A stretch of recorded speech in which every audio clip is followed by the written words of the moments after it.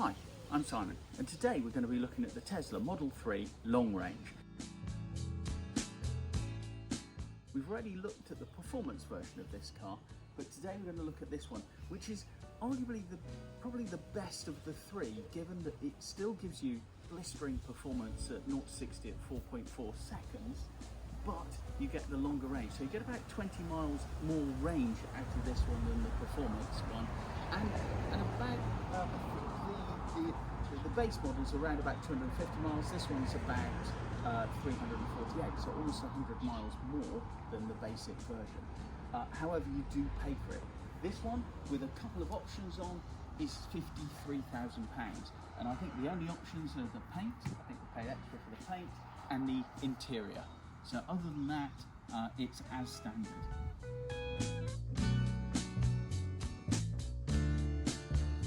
So let's have a look at the wheels here.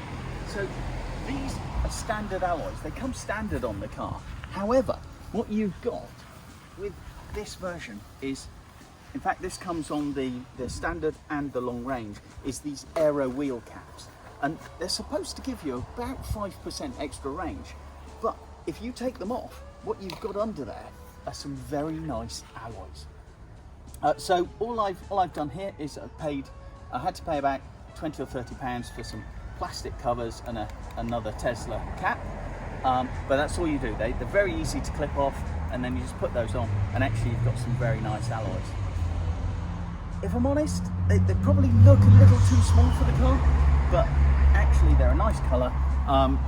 You can get 20-inch alloys as an option, but I quite like this, and actually it's not a bad wheel. Anyway, let's have a look at the interior.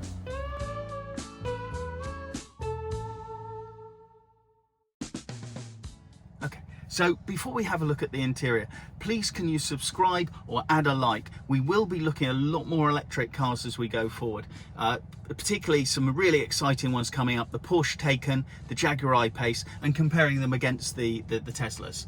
So let's have a look at the interior. Okay, so as with the performance, this is very similar. Everything's controlled via the center console.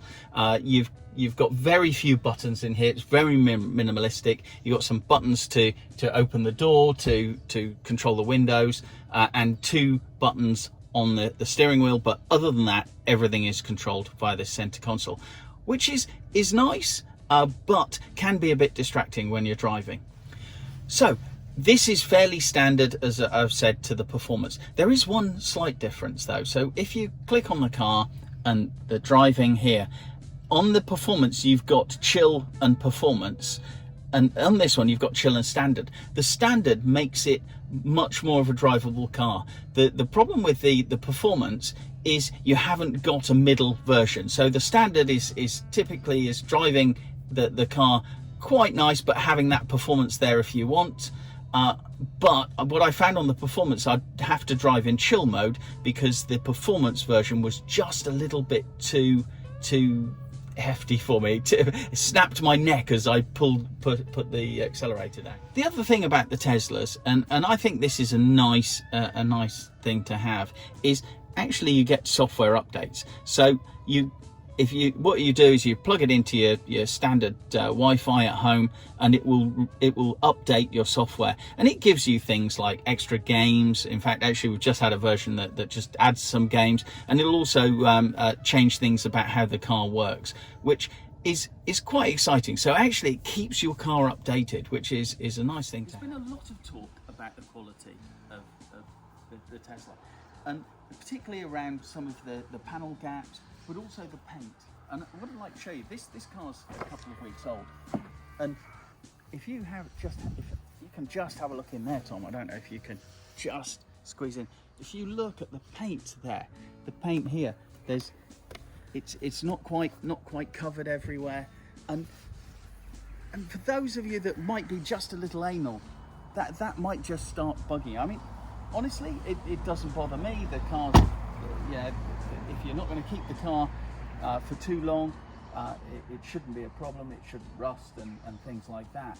But it does show. You wouldn't get that on a BMW or a Mercedes. The equivalent price German car, you just wouldn't get it on. So slightly disappointing, but this is the entry-level Tesla. It's done to a price clearly.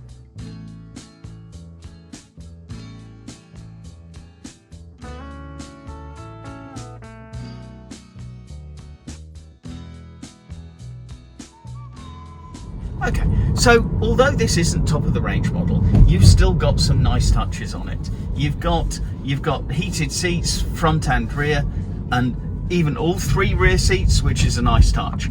You've also got the auto steer on here, and although you have to keep your hands on the wheel, it's quite good, quite good. I've used it a few times. I must admit it took a little bit of guts before I turned it on, and particularly on A roads. But actually, so far, it's been very good, and it actually follows the road pretty well. So, shall we show you? Let's have a look. So again, it's very simple to operate. So you just click down like that, and then it takes the wheel, and away we go. Now, it checks you every 20 seconds, but actually it takes, and whilst I wouldn't, I feel a bit uncomfortable using it in A roads, actually on a motorway where it's also working with the adaptive cruise control, it's really nice. And if you're on a really long stressful drive, it's quite a nice option.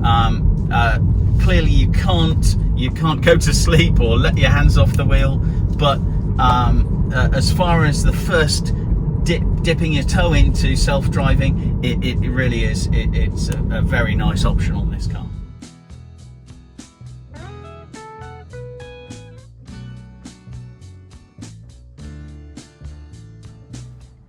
So the 0 to 60 on this is around 4.4 seconds. It's no slouch. A little slower than the performance version, but still very usable.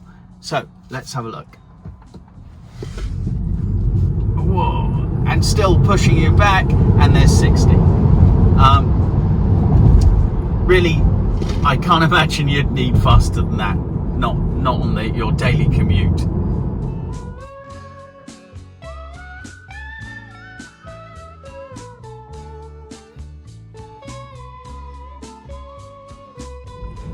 If you're considering the Tesla long range against some of its similar price models, so you're probably looking at the new Polestar 2 or the Jaguar I-Pace, probably both of those better build qualities than this, but you still have the Tesla charging network, which is second to none, and in my opinion, even with the build quality issues of this, probably does still give it the edge.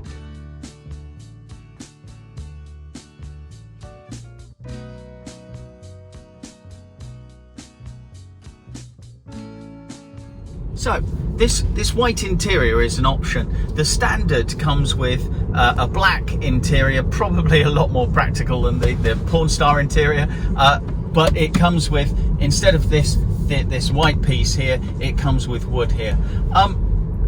Honestly, I prefer the white, but it is a little less practical. However, I have seen YouTube videos where people have spilt wine on it and cleaned it up. So I have managed to clean it up, but where we've had spills so far. But you know, I think the time will be the judge of whether this is the right choice of interior or not.